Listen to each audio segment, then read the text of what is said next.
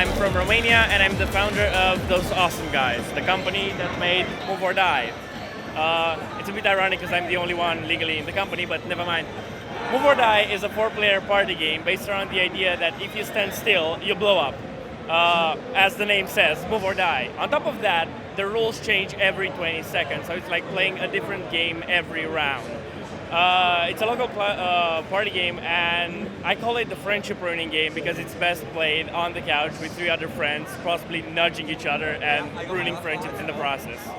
So the main idea came from a Flash game I did in 2009 called Concerned Joe. And it was basically, there was no game that had your health drain if you stay still.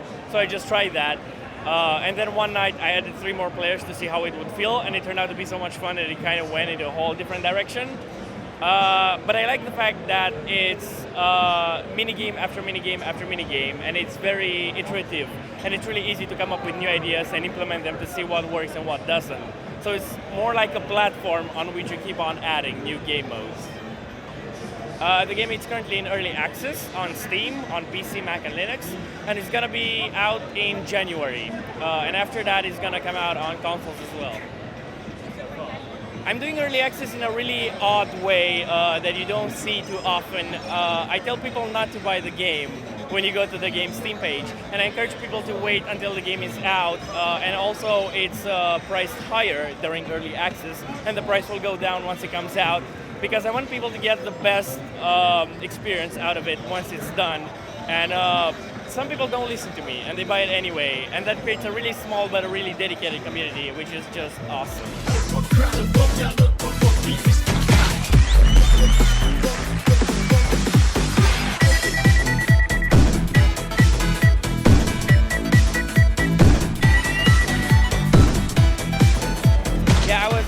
I was forced to go in early access for financial reasons, but it's great because you get people to actually play the game and get the game in their hands, and the game is all about user-generated content. You see there are a lot of flyers there with custom-made characters drawn by people here, and I implement the best of them in the game. For example, this one was made at Gamescom in Germany. And not only that, but the game also has a level editor where people can make their own levels, and we've seen people that got early access make their own levels, some of them better than what I can do.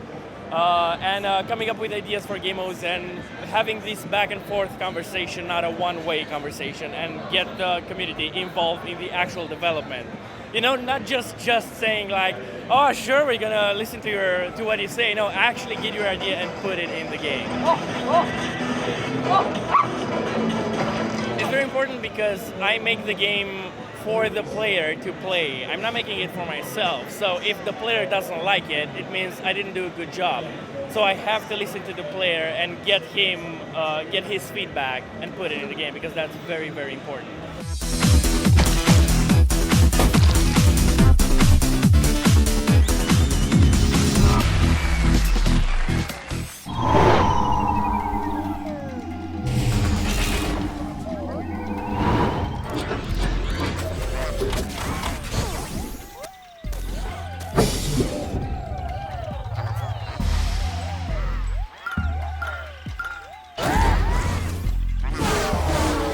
So I'm Karel from Sileni Studios. We're a 2-man team, and we've been working for 2 years on Mayan Death Robots, which you can see behind me here. So the idea for Mayan Death Robots originated when we figured that we wanted to make a game a little bit like Worms, but without the tedious waiting that can make Worms sometimes a little bit boring. Like you're waiting for the other guy to ninja rope around for like 50 seconds. It can become a bit boring. So in our game, you still have the skill of aiming, which is the core of the game, but all players take their turn at the same time, so they're always doing something. And that's what we built this game around. Originally the game had a different theme, but it was always about robots. And when we were thinking about a new theme, because the original theme wasn't working out, we were thinking, okay, we want to do something with robots, big robots, fighting each other, but we want to avoid the cliche of robots fighting in a city like Godzilla style, because that's been done so many times before. So we were looking for a more exotic, special location to put our game. And then we figured, I'm not sure if you're familiar with the ancient astronaut story, but there's like people who believe that on several Maya tablets, you can see depictions of UFOs and like hoverboards and stuff. and they really believed that the mice were visited by aliens. So we thought, what if this was true? What if the mice were visited by robots, and the mice worship the robots? And when we today decipher the Mayan writings, we think they're writing about their gods, but they're actually writing about the robots, and the robots were actually there. So that's kind of the setting of the game.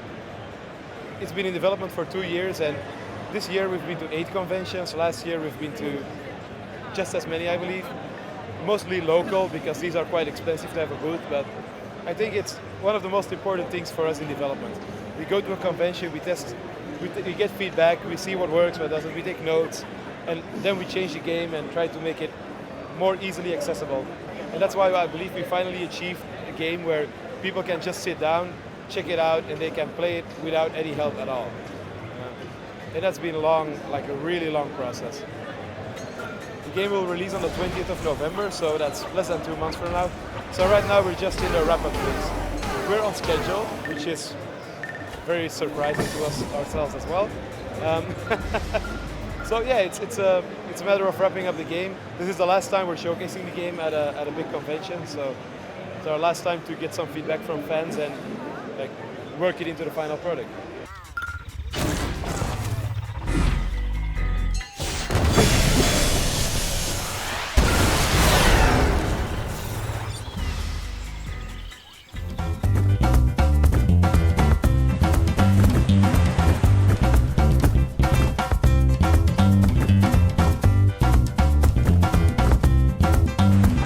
I'm Bennison, I'm the Managing Director of Crombecq Games, and we're looking at the physics platformer Unbox. It's a game about the ultimate postal service, self-delivering cardboard boxes.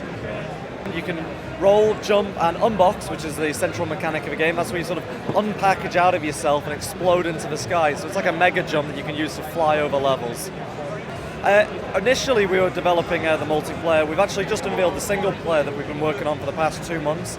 So that's like a sort of Mario 64 epic exploring of worlds, completing challenges, defeating boss battles, and at the core of Unbox, yes, we've got the split-screen multiplayer, so that's a lot more like Mario Kart, where you're going to be racing against your friends, battling in arenas, and completing challenges against each other.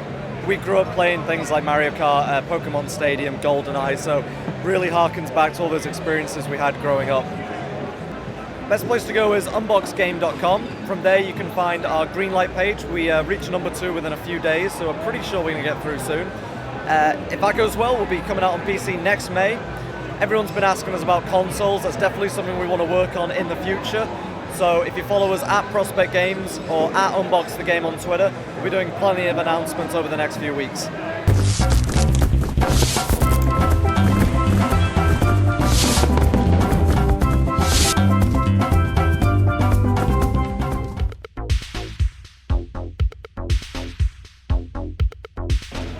It's amazing that it's so easy to make games nowadays, and there's so many tools and there's so many options. However, there's a downside to that because there's so many games and so easy to make. There's an oversaturation we're seeing, and the main problem nowadays is making yourself noticed, getting yourself out there and have people hear about your game. So that's why I'm here, and also seeing people play my game. That's what keeps me going, and it's all about trying to survive and trying to get out there. Oh, absolutely. It's very much a double-edged sword. From a consumer standpoint, it's never been better. I mean, just the red zone alone in each EGX event it's quadrupled, it's massive. So it's great on that front.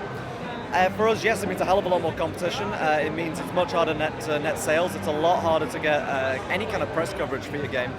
And it is sort of a case of, yeah, it's been exploding, and that's a good thing, but you can't always, crafts don't go up forever. If there's an up, there's going to be a down, and I think we are sort of starting to see the down. There's been a lot of talk of the indie-pocalypse, and that we're all sort of going to, facing the end times. And, it's not a case of things are going to end, but things are definitely going to change. A lot of devs here at this event have been saying that it feels like things have almost reset, like we're going back to developers sort of needing to hire more people, needing to find publishers in order to secure that publicity. And so, there's sort of the next Rare will be in here somewhere, the next studio that will grow, the next Codemasters will grow into a big studio. I think that's what we're seeing here. I wouldn't call it growing, I would more call it exploding. It's completely insane how many indie games are getting announced every day, being released every day. Like, we're not talking about a few games here and there anymore, we're talking about like multiples of tens of games every single day. So yeah, I think the biggest issue for any indie developer, and same for us, is discoverability, getting anyone to ever know your game. I mean, like I said, we've been to 8 conventions, we've been covered by YouTubers, we've been on IGN, we've been on several other websites, and still, most people have never heard of our game. Like, we've been getting some coverage, and even with this coverage, most people have never heard of it. And I like to believe that once you've heard of the name of our game, you'll probably remember, because it's quite a memorable name. And still, most people who come here are like, I've never seen this before. So yeah, it's a big issue, and I don't really have an answer for that on how to fix it. It's just a matter of getting your game out there as much as possible, trying all the angles, figuring out how to get to the YouTubers, going to their conferences, going to all the conventions, going to local meetups. And we work with a very competent PR agency as well that helps us out to get to the press. So yeah, it's really, really hard. It's been difficult, especially with a sort of limited marketing budget. I mean, this stall is the biggest and best thing that we can do. So it really has been the social media side of things. It's been Facebook, it's been Twitter. We're currently in green light, so it's been about trying to build up an audience, running up until the campaign, and then making sure the campaign continues to grow, and that the people who have voted and followed us, we're giving them updates. I mean, a big thing that we've been focusing on is mailing lists, because if I do a tweet, you're not necessarily going to see that. If I send an email that you've subscribed to, you're more than likely going to see that. And so it's just about finding the most direct route from developer to market, about getting the message to the consumer, and also making sure that it's not being watered down, that you're not dressing it up and trying to lie to the consumer. I mean, we've all been burned as gamers by a fancy trailer that didn't promise. We try to focus on, this is a physics platform, it's a comedy game, it's about cardboard boxes, you get what you see, basically.